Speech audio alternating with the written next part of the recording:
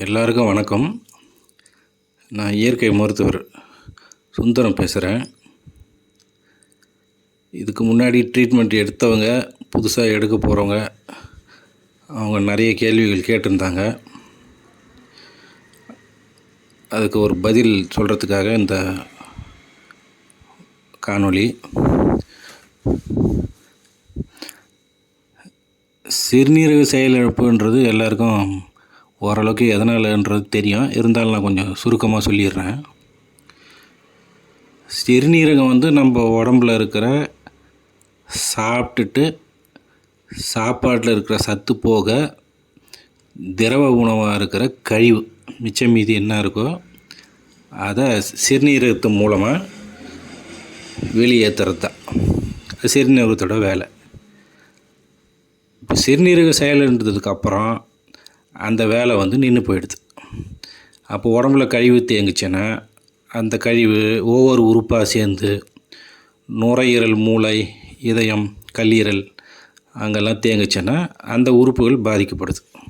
குறிப்பாக வயிறு வீக்கம், மூச்சு திணறல், நுரையீரலில் தண்ணி சேர்ந்துச்சுன்னா மூச்சு திணறல், கை கால் முகம் இங்கெல்லாம் அந்த தண்ணி சேர்ந்துச்சுன்னா கை கால் முகம் வீக்கம் இதெல்லாம் வர ஆரம்பிச்சிடும்.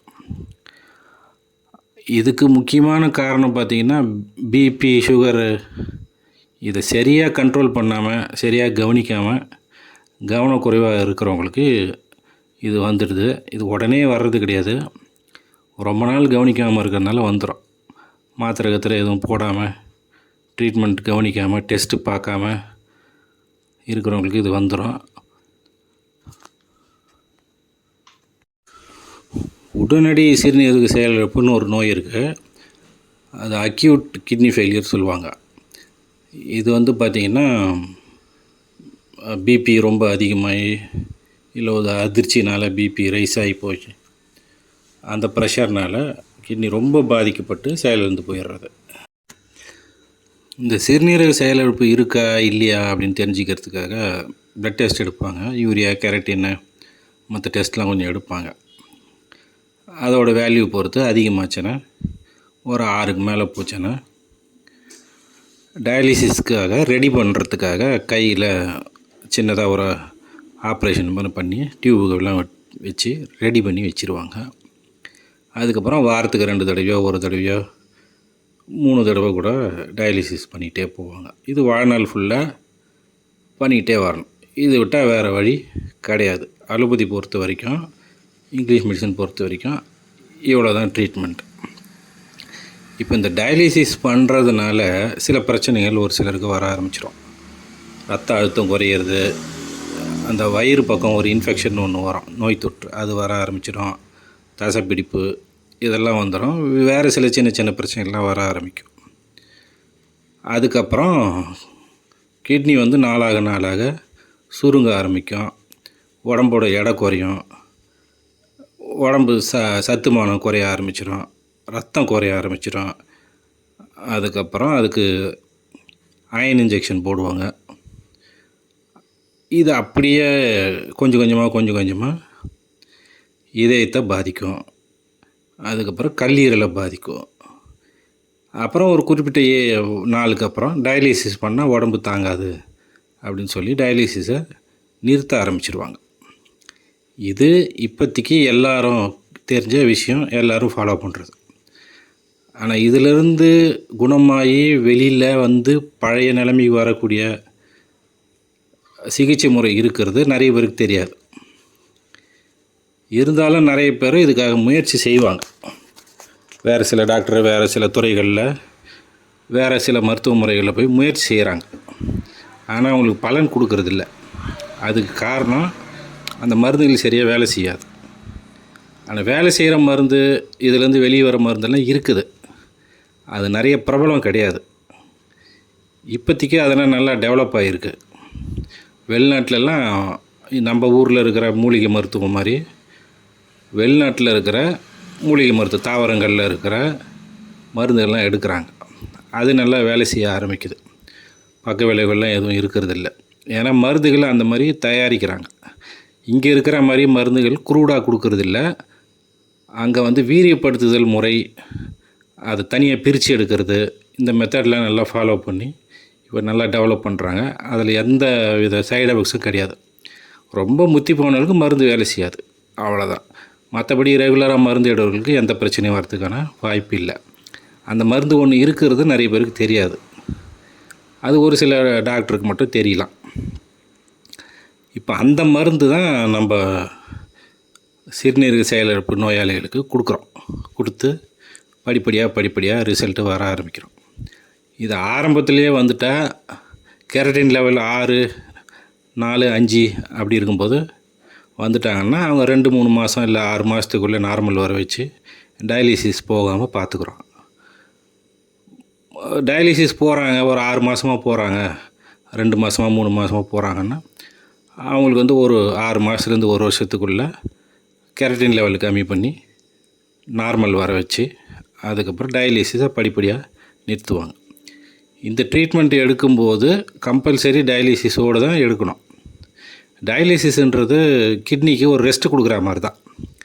ஏன்னா ரத்தத்தை எடுத்து சுத்தம் பண்ணி மிஷின் கொடுத்துரும்.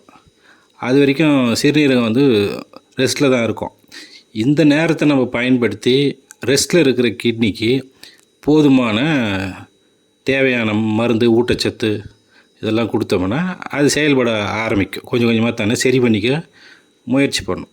எப்படி உடஞ்ச கை ஒன்றா கூடுதோ அந்த மாதிரி நம்ம உடம்புல புதுப்பிச்சுக்கிறதுக்கான தன்மை வந்து நம்ம உடம்புலேயே இருக்குது. இயற்கையாகவே அது அமைஞ்சிருக்குது. அதை யாரும் பயன்படுத்துறதில்ல. எதுக்கு எடுத்தாலும் மருந்து, மாத்திரை, ஆப்ரேஷன் அப்படின்னு போயிடுறோம். இப்போது தொடர்ச்சியாக ரொம்ப நாளைக்கு டயாலிசிஸ் பண்ணிட்டு வரும்போது கிட்னிக்கு வேலை கொடுக்காமல் இருக்கிறதுனால, அதுக்கு எந்த வேலையும் இல்லாததுனால அந்த உறுப்பு வந்து சுருங்க ஆரம்பிச்சிடும்.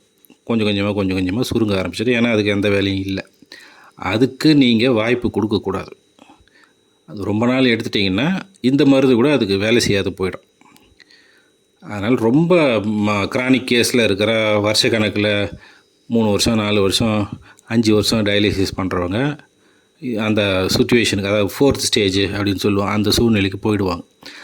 அவங்க வந்து இந்த மருந்துகளை முயற்சி பண்ணணும். கம்பல்சரி முயற்சி பண்ணலாம். முயற்சி பண்ணால் என்ன நடக்குன்னா, பழையபடி கிட்னி தன்னை புதுப்பிச்சுக்கிறதுக்கு முயற்சி எடுக்கலைன்னா கூட இந்த டயாலிசிஸ் பண்ணுறதுனால காம்ப்ளிகேஷனை குறைச்சிக்கலாம். இன்னும் கொஞ்ச நாள் வாழ்நாளை நீட்டிக்கலாம். சுத்தமாக சரி பண்ண முடியலனா கூட வாழ்நாளை நீட்டிக்கலாம். மற்ற நோய்கள் வராமல் பார்த்துக்கலாம். அதுக்காவது அதை உபயோகப்படுத்திக்கலாம். அந்த விதத்தில் இந்த சிகிச்சை வந்து உதவும். நிறைய பேர் என்ன சொல்கிறாங்கன்னா, டயாலிசிஸ் போயிட்டால் அதுக்கப்புறம் உடம்பு கெட்டு போயிடும், டயாலிசிஸ் போகிற மாதிரி ஆகிடும், அதனால் நான் டயாலிசிஸ் போகாமல் சரி பண்ணுறதுக்கு முயற்சி பண்ணுறேன் அப்படின்னு முயற்சி பண்ணி தன்னோட பிரச்சனையை பெருசாக்கிப்பாங்க. உங்களுக்கு வேறு தீர்வு கிடையாது. அதனால் 6க்கு மேலே போச்சுன்னா, மூச்சு திணறல் மாதிரி வந்துச்சுன்னா நீங்கள் டயாலிசிஸ் பண்ணித்தான் ஆகணும். அப்படி பண்ணலைன்னா உயிருக்கு ஆபத்து ஆகிடும். அதனால் அந்த மாதிரி தப்பாக இது பண்ணிக்காதீங்க. ஒன்று, டயாலிசிஸ்க்கு முன்னாடி இதிலேருந்து வெளியே வர்றதுக்கான முயற்சி எடுங்க. முடியலையா டயாலிசிஸ்க்கு போயிட்டு அதுக்கப்புறம் இந்த மாதிரி சிகிச்சை முறை என்ன இருக்குது, மருந்து மாத்திரையில் இது சரி பண்ணுறதுக்கான முயற்சி தேடுங்க. டயாலிசிஸ் போகாமல் இருக்காதீங்க. இருந்தீங்கன்னா பின்னாடி பெரிய பிரச்சனை வந்து சேர்ந்துடும். என்னோடய சிகிச்சையில் பார்த்தீங்கன்னா நான் ஒரு அட்டவணை மாதிரி கொடுத்துருப்பேன். அதில் வந்து இத்தனை நாளுக்குள்ளே இருந்தால் எவ்வளோ நாளுக்குள்ளே சரியாகும் அப்படின்னு கொடுத்துருப்பேன். அதை நீங்கள் படித்து பார்த்துக்குங்க. கட்டண முறை கூட சொல்லியிருப்பேன், எவ்வளோ காசு பே பண்ணணுன்ற மாதிரி. அதெல்லாம் கூட நீங்கள் பார்த்துக்குங்க.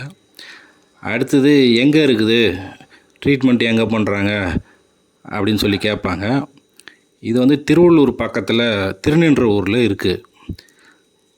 இப்போது நாங்கள் எதுக்கு இந்த ஆன்லைன் கிளினிக்கு, ஹோம் ஹெல்த் கேர்னு வச்சுருக்கோன்னா, வாரத்துக்கு 2 டயாலிசிஸ் பண்ணுறவங்க, ரொம்ப முடியாதவங்க பஸ் ஏறி, காரில் ஏறி 200 கிலோமீட்டர் 300 கிலோமீட்டர்லாம் வந்து பார்த்துட்டு போகிறது ரொம்ப கஷ்டம்.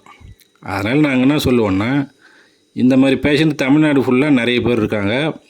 மருந்து எல்லாருக்கும் சப்ளை பண்ணிகிட்ருக்கோம். இப்போ நீங்கள் இப்போ ட்ரீட்மெண்ட் எடுக்கணும் அப்படின்னு விருப்பப்பட்டீங்கன்னா, அந்த கட்டணத்தை செலுத்திட்டிங்கன்னா 2 நாளுக்குள்ளே நானே நேரில் வந்து அந்த மருந்து கொடுத்து நீங்கள் சாப்பிட சொல்லி வந்துடுவோம். நேரில் ஆலோசனை பண்ணிக்கலாம். அடுத்தடுத்த தடவை கொரியரில் அனுப்பிச்சிக்கலாம். இல்லை எனக்கு நம்பிக்கை இருக்குது, நீங்கள் கொரியரில் அனுப்பிச்சா மட்டும் போதும், நாங்கள் ட்ரீட்மெண்ட் எடுத்துக்கிறோம் அப்படின்னாலும் நீங்கள் அதை ஃபாலோ பண்ணிக்கலாம். யாராவது ஒருத்தர் சொந்தக்காரங்க மெட்ராஸுக்கு வந்து போகிறவங்க யாராவது இருப்பாங்க, இல்லை அவங்கக்கிட்ட கொடுத்துருங்க நான் வாங்கிக்கிறோம் அப்படின்னு சொன்னாலும் நீங்கள் அந்த மாதிரி மருந்து வாங்கி சாப்பிட்டுக்கலாம்.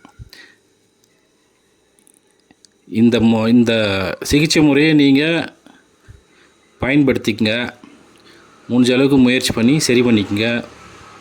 பொறுமையாக இருந்து சரி பண்ணிக்கங்க. அவசரப்பட்டிங்கன்னா அவ்வளோ சீக்கிரம் இதெல்லாம் வேலை செய்யாது. ஏன்னா பிரச்சனைன்றது உங்கள் உடம்புல இருக்கிறது, மருந்துன்றது அதுக்கு துணை புரிகிறது. மருந்து நோயினோட தீவிரம் எப்படி இருக்கோ அதை பொறுத்து தான் நோய் குணமாகிற நாள் நீட்ட ஆரம்பிக்கும். அதனால் நம்பிக்கையோடு செய்யுங்க. ஏற்கனவே நீங்கள் நிறைய மருத்துவங்களை பார்த்துருப்பீங்க, அது வேறு இது வேறு. நீங்கள் இதை முயற்சி பயன்படுத்தி பார்த்தா தான் உங்களுக்கு அது பலன் தெரிய ஆரம்பிக்கும். அதனால் இந்த வாய்ப்பை நழுவ விடாதீங்க. நன்றி, வணக்கம்.